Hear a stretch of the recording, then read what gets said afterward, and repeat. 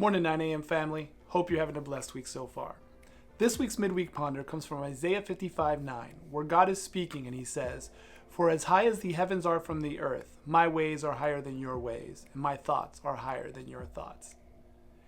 Who, what, when, where, and why? So those questions were taught from a very young age to ask pretty much about everything. But when we're talking to God, at least for me, probably the one I'm doing most often is why. Did Elsa build you? Yeah, why? Do you know where she is? Yeah, why? Do you think you could show us the way? Yeah, why? How does this work? Ow! Stop it, Sven. Trying to focus here. Yeah, why? Why is this happening? Why am I doing this? Why I'm in the middle of this situation? Why? And lately I've realized that probably why shouldn't be my question. Because why really doesn't matter. You see, I can't see the whole picture. Only he can see the whole picture.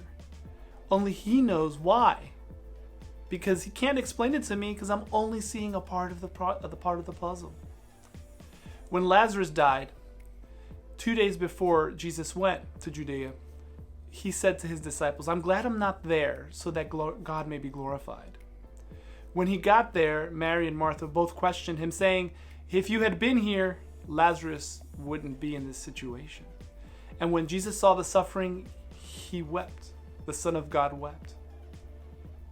But that doesn't change the truth from 2 days earlier where he was glad he wasn't there because God would be glorified. You see, Martha and Mary and all of the Jews around her, even the disciples, didn't understand why Jesus had allowed Lazarus to die. But to glorify God, Jesus knew exactly what to do. So as a good friend to me reminded me this morning, when we're in those difficult situations and we want to ask why, maybe we should be asking how. God, how can we glorify you through this? How can we better point to you in this situation, Father? Because regardless of the circumstance, if God is glorified, he is faithful and he's got this in his hands. So we only need to focus on that one thing. I hope this encouraged you and I hope your week is going great. Please let me know your prayer requests. I pray for each of you by name.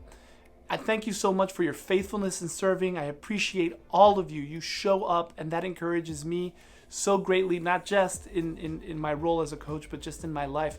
Showing up is so important and that makes me better at everything else I do. So thank you for that. See you on Sunday.